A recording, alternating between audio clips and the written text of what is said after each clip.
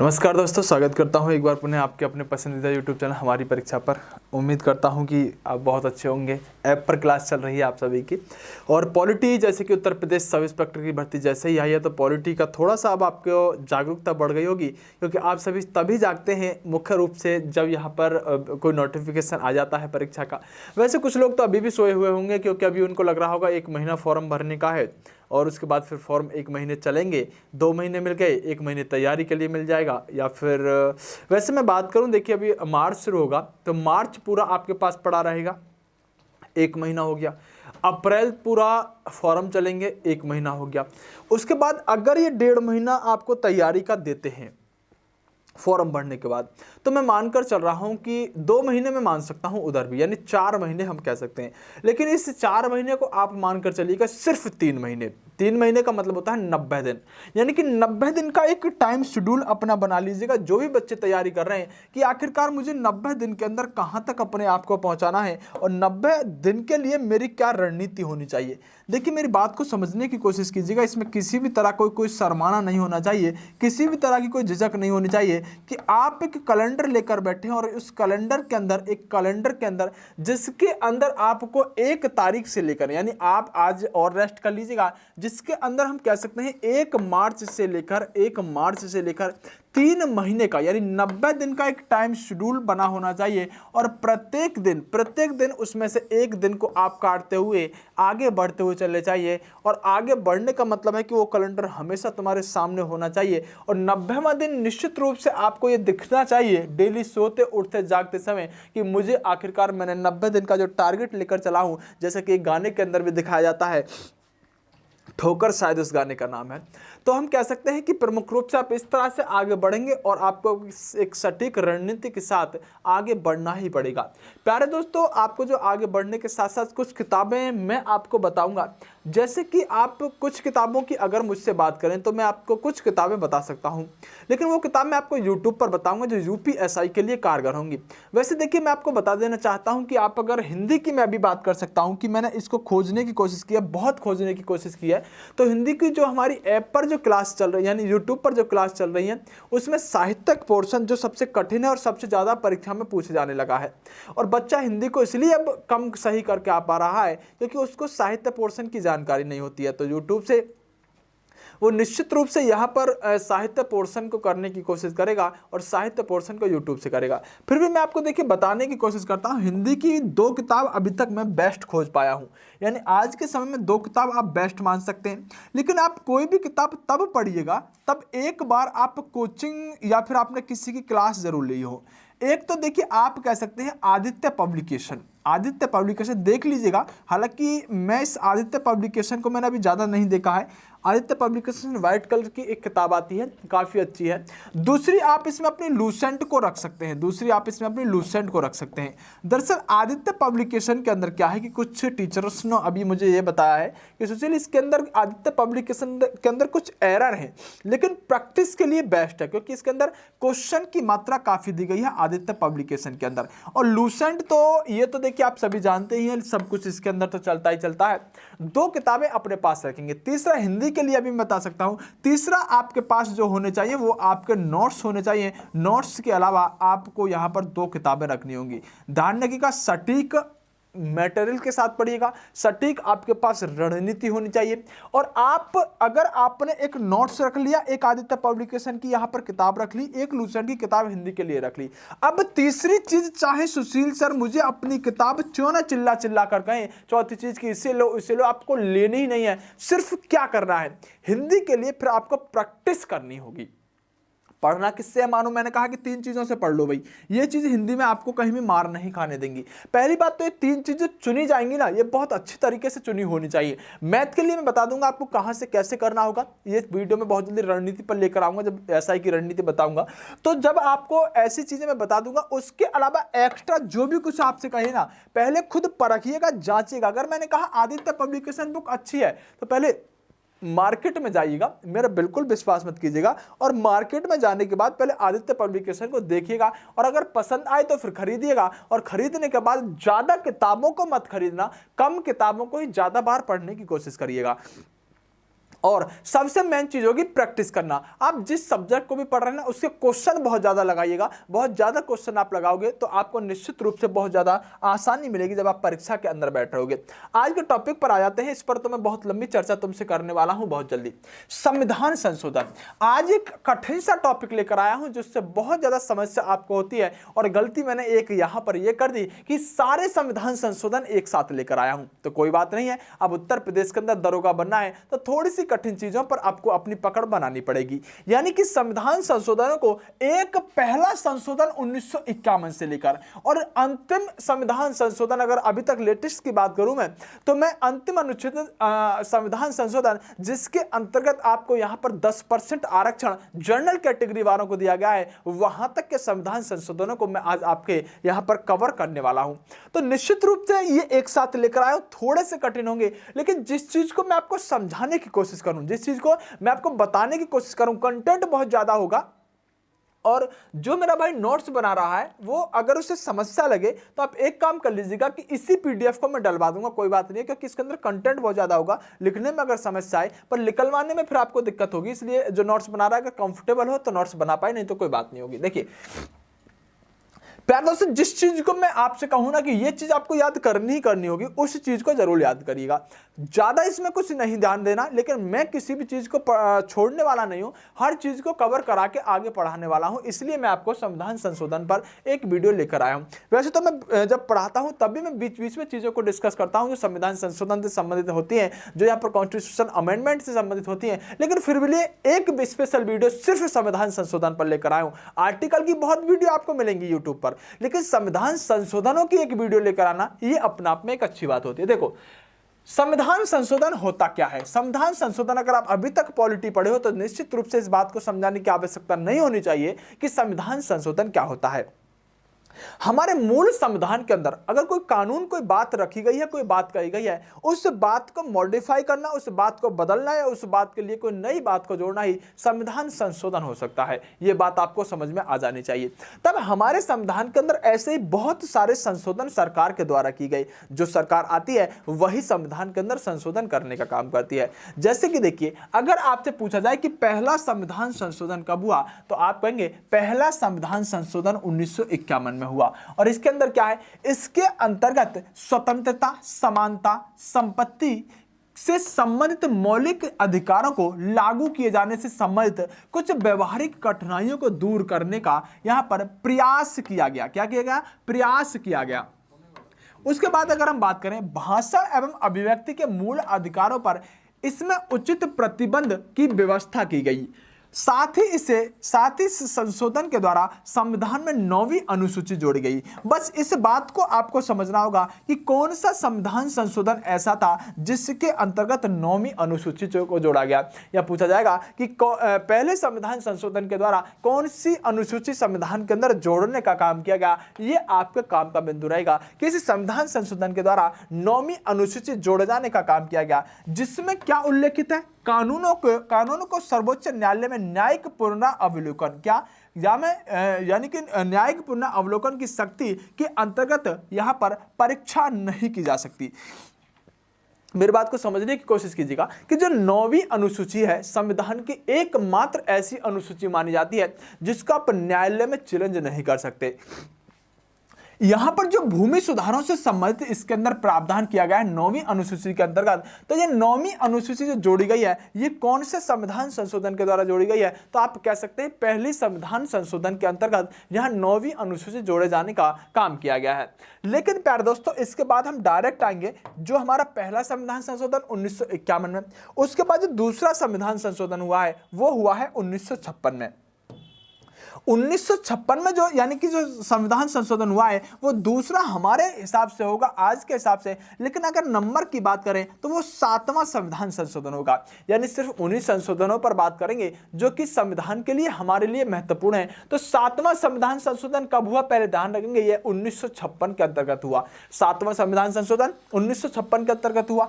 इस संशोधन के द्वारा भाषाई आधार पर राज्यों का पुनर्गठन किया गया। ये बात मैं आपको बहुत अच्छे से समझा चुका हूं और आपसे पूछी जाती है, ये आपके लिए महत्वपूर्ण भी रहेगी कि भाषा के आधार पर जो राज्यों का पुनर्गठन किया गया था, तो एक आपको यहाँ पर भाषा के आधार पर राज्यों का पुनर्गठन करने के लिए एक आयोग बनाया गया था, जिसके अध्यक्ष जो हुआ करते थे वो डॉक्टर फजल अली हुआ करते थे।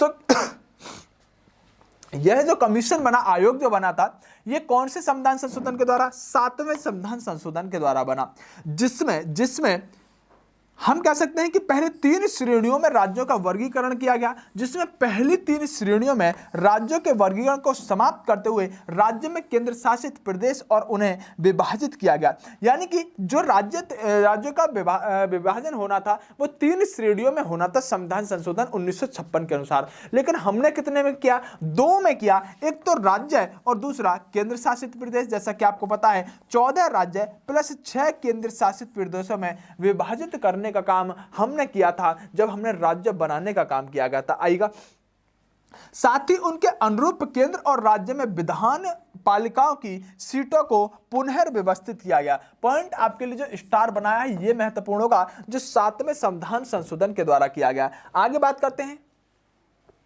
देखिए, वैसे 7वें संविधान संशोधन के अंतर्गत जैसे न्यायाधीशों की संख्या को बढ़ाना आदि भी प्रावधान नहीं थे, लेकिन वो सारी की सारी चीज मैंने आपको कहां कवर कराई है? जब मैंने आपको सुप्रीम कोर्ट पढ़ाने का काम किया गया था। आइए, 8वां संविधान संशोधन क्या है जो 1959 में हुआ। इसके अंतर्गत केंद्र एवं राज्यों के निम्न सदनों की अनुसूचित जनजाति, अनुसूचित जनजाति आंग्ल भारतीय समुदायों को आरक्षण संबंधी प्रावधानों को 10 वर्ष तक, कितने वर्ष तक? 10 वर्ष तक, अर्थात 1970 तक बढ़ा दिया गया। इस बात को समझने की कोशिश कीजिएगा कि जो आरक्षण की व्यवस्था है इसको हर 10 वर्ष के बाद इसका आकलन करना आवश्यक होता था। जब इसको 1960 के अंदर, 1959 में 1960 से आप कह सकते हैं 1960 से 1970 तक के लिए बढ़ाने का काम किया गया। यह अब की बात करें तो आज के समय में 2020 में जब इसका आकलन किया गया तो इसको 2020 से बढ़ाकर इसको 2030 तक करने का काम किया गया। तो महत्वपूर्ण बिंदु होता है, ये आपके लिए ज्यादा महत्वपूर्ण नहीं होता, लेकिन फिर भी आरक्षण की जो बात है वो 1959 में 8वें संविधान संशोधन के अंतर्गत इस आरक्षण को हम ये कह सकते हैं कि यहां पर प्रमुख रूप से 10 वर्ष के लिए 1960 से 1970 तक करे जाने का काम किया गया था, लेकिन उतना महत्वपूर्ण आपके लिए नहीं रहने वाला है, फिर भी आपकी नजर में एक बार होना चाहिए। 8 के बाद आएंगे हम 17वां संविधान संशोधन। कब हुआ? 1964 में हुआ।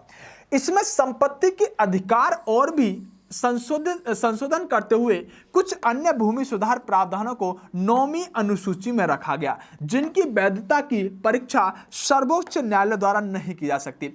मैं बार बार कह रहा हूं कि 9वीं अनुसूची जो है ये एक अपरिवर्तनीय अनुसूची है। इसके अंदर जिस भी विषय को डाल दिया, इसके 9वीं अनुसूची के अंदर जिस भी विषय को डाल दिया उस पर सर्वोच्च न्यायालय भी अपनी व्याख्या नहीं कर सकता, उसमें सर्वोच्च न्यायालय भी यहां पर इंटरफेयर नहीं कर सकता। एकमात्र अनुसूची संविधान की ऐसी है 9वीं अनुसूची जो अपरिवर्तनीय है, जिसके अंदर कोई विषय अगर डाल दिया जाता है तो उस पर यहां पर सर्वोच्च न्यायालय की शक्ति नहीं है। तो हम कह सकते हैं कुछ ऐसे ही यहां पर 1964 में 17वां संविधान संशोधन करके ऐसे ही संपत्ति के अधिकारों को और इस अनुसूची में डालने का काम किया गया, यह यहां पर करने का काम किया गया। 21वां संविधान संशोधन कब हुआ? 1967 में हुआ।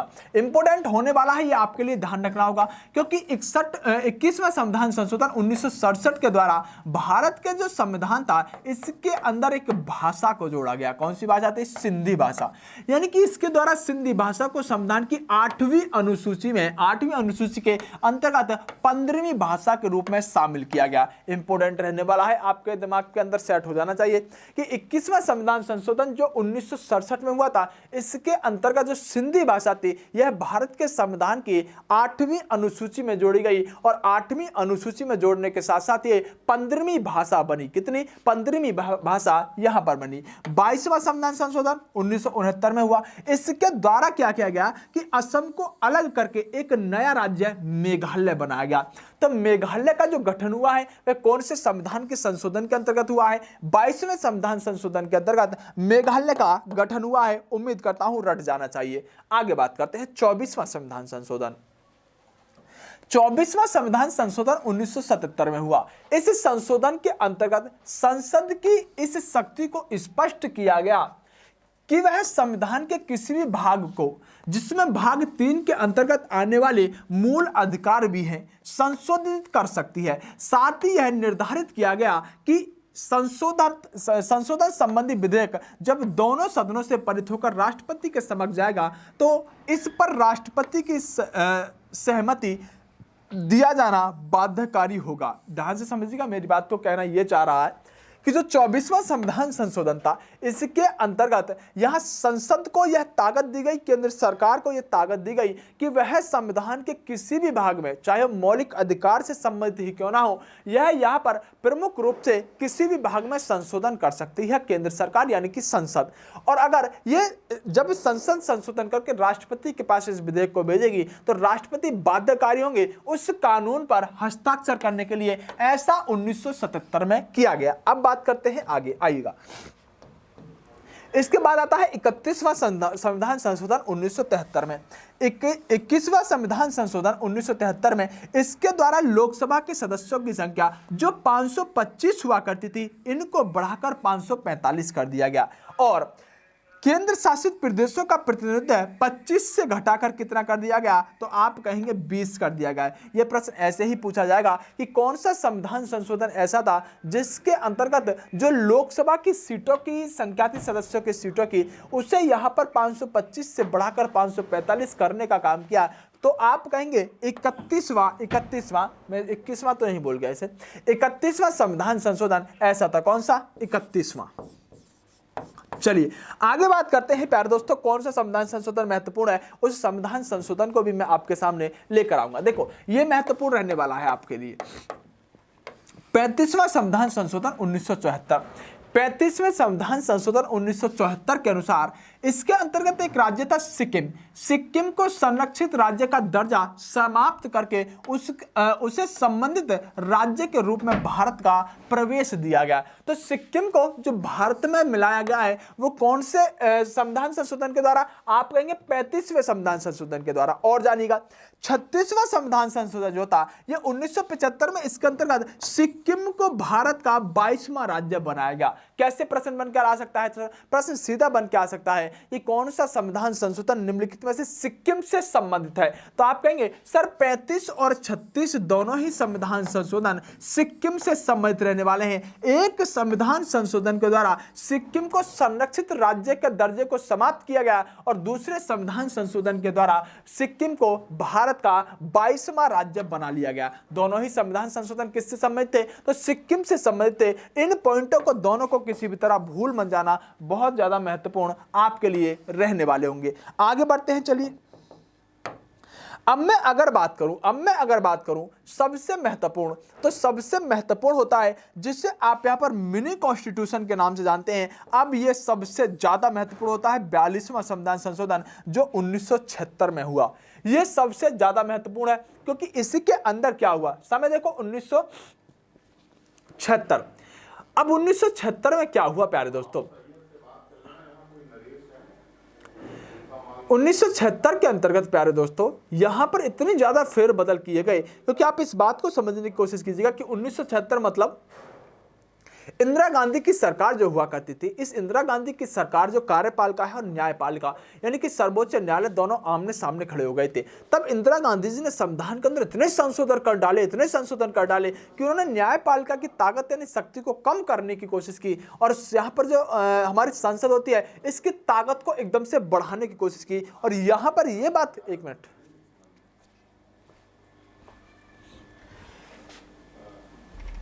यहां पर इस बात को प्रबलता से पेश किया गया इंदिरा गांधी जी के द्वारा कि देश के अंदर सरकार जो है वही सब कुछ है। और इन्होंने देखिए 42वां संविधान संशोधन के अंतर्गत क्या क्या इन्होंने परिवर्तन लाने का काम किया। संविधान की प्रस्तावना में समाजवादी, मोस्ट इंपोर्टेंट होगा, धर्मनिरपेक्ष, एकता एवं अखंडता आदि शब्दों को जोड़ा गया। तो समाजवादी, धर्मनिरपेक्ष, एकता, अखंडता शब्द किस संविधान संशोधन के द्वारा संविधान में कहां जोड़े गए? प्रस्तावना में जोड़े जाने का काम किया गया, प्रेम्बर में जोड़ा जाने का काम किया गया। यह प्रश्न आपसे कई बार पूछा जाता रहा है। इसके अलावा 42वें संविधान संशोधन ने तो पूरा ही फेर बदल कर रख दिया था क्योंकि इस संविधान संशोधन को ही आप क्या कहते हैं? छोटा संविधान, मिनी संविधान, कॉन्स्टिट्यूशन, इसे मिनी कॉन्स्टिट्यूशन इसे कहने का काम किया जाता है। आइएगा और क्या हुआ 42वें संविधान संशोधन के द्वारा? सभी नीति निर्देशक सिद्धांतों को मूल अधिकार पर सर्वोच्चता सुनिश्चित कराई गई। यानी कि जो हम कह सकते हैं कि जो हमारे नीति निर्देशक तत्व हैं, जो यहां पर हम डीपीएसपी जिसे आप कहते हैं, डीपीएसपी यानी नीति निर्देशक सिद्धांतों को मूल अधिकारों पर, किस पर? मूल अधिकारों पर सर्वोच्चता सुनिश्चित की गई। यानी कि यहां पर कौन बड़ा कर दिया गया? आप कह सकते हैं कि नीति निर्देशक सिद्धांतों को मूल अधिकारों पर सर्वोच्चता सुनिश्चित कराने का काम किया गया। इसके अंतर्गत ही संविधान में मौलिक कर्तव्य को जैसा कि आप सभी जानते हैं अनुच्छेद 51 के क और भाग 4 के में जोड़े जाने का काम किया गया। तो यह महत्वपूर्ण होता ही होता है। जो हमारे मौलिक कर्तव्य थे ये कब जोड़े गए? बाद में जोड़े गए। हमारे मूल संविधान में मौलिक कर्तव्य थे ही नहीं, और अगर मूल संविधान में मौलिक कर्तव्य नहीं थे तो सर ये कब जोड़े गए? तो आप कहेंगे 42वें संविधान संशोधन 1976 में इसे जोड़े जाने का काम किया गया। आगे आइएगा। सभी विधानसभा में लोकसभा की सीटों की संख्या शताब्दी के अंत तक के लिए स्थिर कर दी गई। यानी कि 2026 तक हम ये कह सकते हैं इनकी जो लोकसभा राज्यसभा की सीटों की संख्या है ये वर्तमान के समय में कब तक नहीं घटाई या बढ़ाई जा सकती। तो 2026 के अंतर्गत यानी 2026 तक इनको ना घटाया जा सकता ना बढ़ाया जा सकता। इस बात को अपने माइंड के अंदर सेट रखेंगे। आगे बात करेंगे, आइएगा। लोकसभा व विधानसभाओं की अवधि 5 वर्ष से 6 वर्ष की गई। मोस्ट इंपोर्टेंट प्रश्न होगा प्यारे दोस्तों। देखिए जो हमारी लोकसभा होती है ना, इसका कार्यकाल कितना होता है लोकसभा का या विधानसभा का भी हम कह सकते हैं, तो कहेंगे 5 वर्ष। ये पहले भी 5 वर्ष हुआ करता था, आज भी 5 वर्ष है, पहले भी 5 वर्ष हुआ करता था। लेकिन एक बार क्या हुआ बीच में कि इसके अंतर्गत 6 वर्ष इसको कर दिया गया और फिर से इसको घटाकर कितना वर्ष कर दिया गया? 5 वर्ष फिर से कर दिया गया, जो वर्तमान में है। यानी इस लोकसभा के सदस्यों का कार्यकाल या लोकसभा का कार्यकाल 5 वर्ष हुआ करता था। लेकिन 42वां संविधान संशोधन जब किया गया, जो कि हम पढ़ रहे हैं अभी 1976 में हुआ था, इस 42वें संविधान संशोधन 1976 के अंतर्गत लोकसभा के कार्यकाल को कितने वर्ष कर दिया गया? 6 वर्ष कर दिया गया। एक और संविधान संशोधन अभी आगे पढ़ेंगे, जो कि यहां पर 42 के बाद कौन सा होगा? 44वां होगा, और 44 में फिर से इसे घटाकर कितना कर दिया जाएगा? फिर से 5 वर्ष कर दिया जाएगा, जो आज के समय में हमें देखने के लिए मिलता है। तो 42वें संविधान संशोधन के द्वारा लोकसभा और विधानसभा के कार्यकाल को भी कितने वर्ष कर दिया गया? 6 वर्ष करने का काम किया गया था। इसके अंतर्गत निर्धारित किया गया कि राष्ट्रपति मंत्रिमंडल और उसके प्रमुख प्रधानमंत्रियों की सलाह के अनुसार कार्य करेगा। मतलब राष्ट्रपति को बाध्य कर दिया गया था इंदिरा गांधी जी ने कि राष्ट्रपति जो होगा ये कैसे काम करेगा? बोले ये सिर्फ यहां पर मंत्रिपरिषद का ही मतलब होता है प्रधानमंत्री। मंत्रिपरिषद का मतलब क्या होता है? प्रधानमंत्री होता है, क्योंकि मंत्रिपरिषद किसकी सलाह पर चलता है? मंत्रिपरिषद जो होता है पूरा किससे बना होता है? प्रधानमंत्री तो उनका मुखिया होता है। तो मंत्रिपरिषद और उसके प्रमुख किसके? प्रधानमंत्री की सलाह के अनुसार ही कार्य करेगा। यह बात वैसे मैंने आपको संविधान के अंदर बहुत अच्छे से समझा रखी है कि आखिरकार इंदिरा गांधी जी ने किस तरह से हिटलर की तरह नीति से शासन करने का काम किया था, और इस बात से आपको और अच्छे से समझ में आ गया होगा अगर आप पॉलिटी शुरू से ही मुझसे पढ़ रहे हैं। तो आइएगा, उसके बाद होता है प्यारे दोस्तों 44वां संविधान संशोधन 1978। इसके अनुसार अब क्या किया गया? जो गलतियां इंदिरा गांधी जी ने 42वें संविधान संशोधन या कि हिटलर वाली नीति की यहां पर अपनाई थी, उनको यहां समाप्त किया जाएगा। जैसे इसके अंतर्गत राष्ट्रीय आपात स्थिति लागू करने के लिए आंतरिक अशांति के स्थान पर सैन्य विद्रोह को आधार रखा गया। इससे अगली ही वीडियो रहने वाली है यहां पर, जो कि राष्ट्रीय आपातकाल को हम पढ़ने वाले हैं। फिलहाल इतना समझिएगा कि इंदिरा गांधी जी ने क्या किया कि भारत देश के अंदर जब इनकी सरकार गिरने वाली थी तो इन्होंने कहा कि इस आंतरिक अशांति का बहाना लगा दिया, और आंतरिक अशांति का बहाना लगाते हुए देश के अंदर इमरजेंसी लगा दी 1975 में।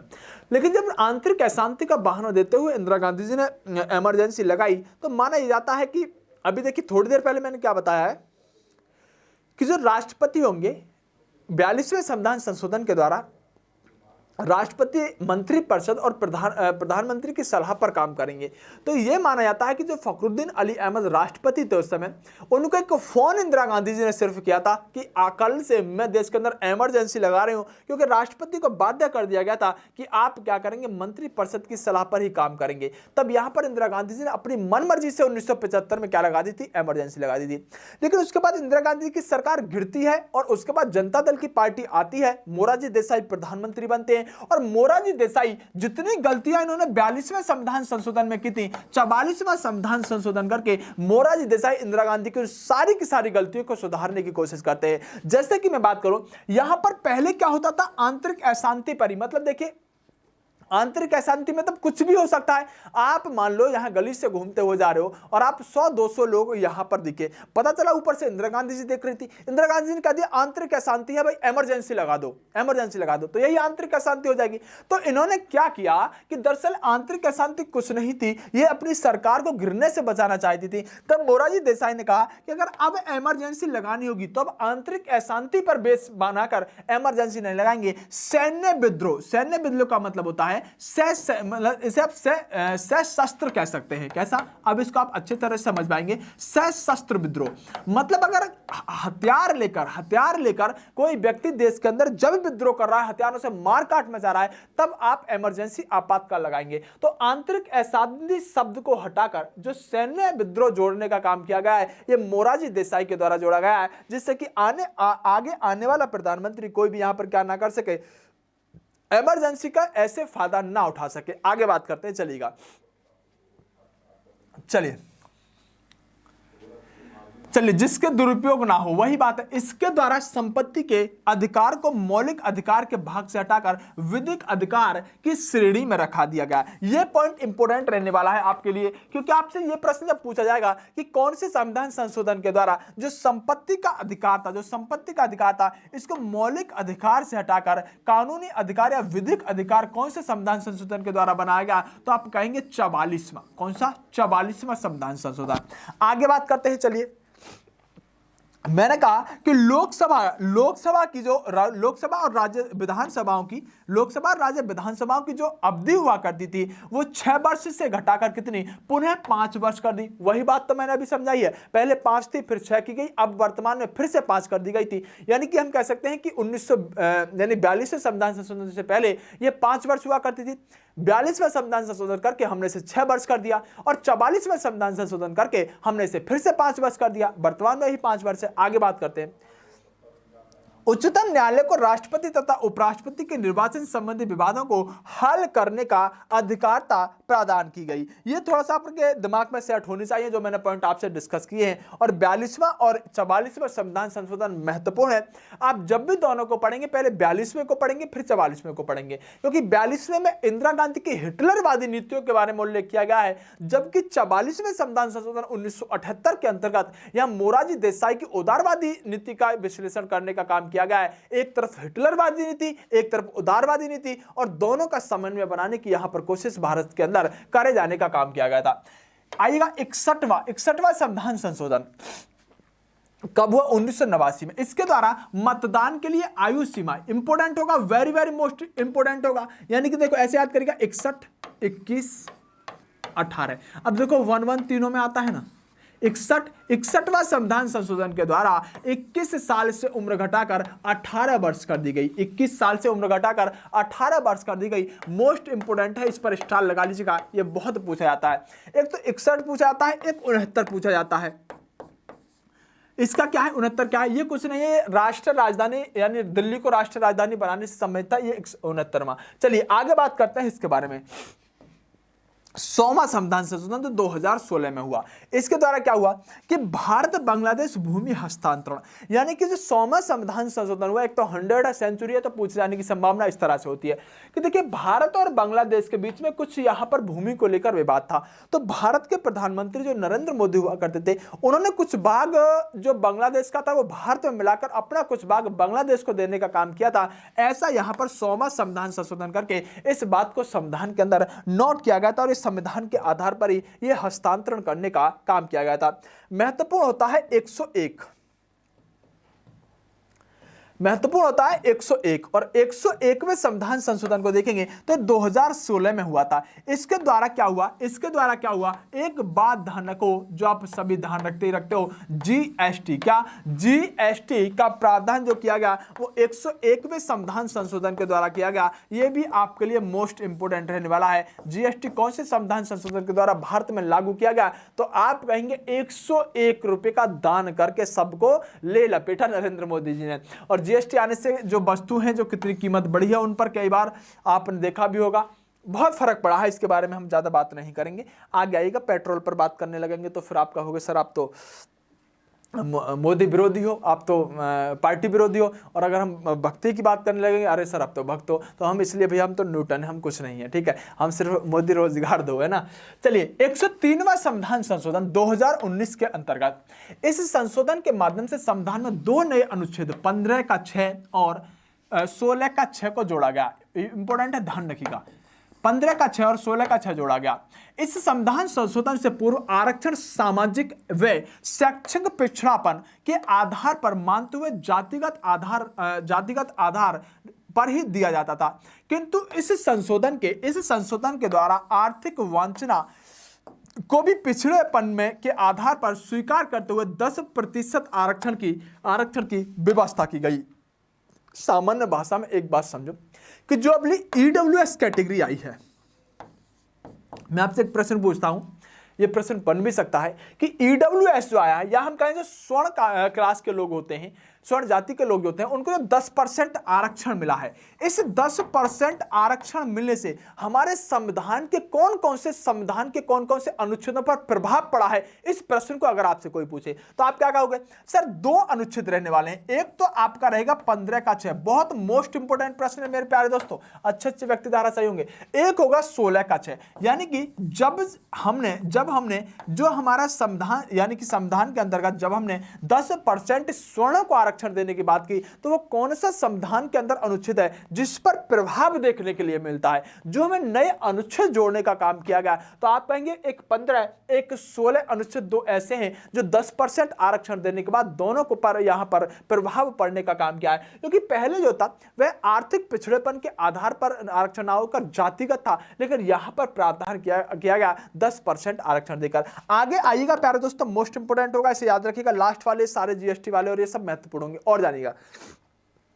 देखिए 104 अनुच्छेद जो है, यानी 104 संविधान संशोधन जो है, चलिए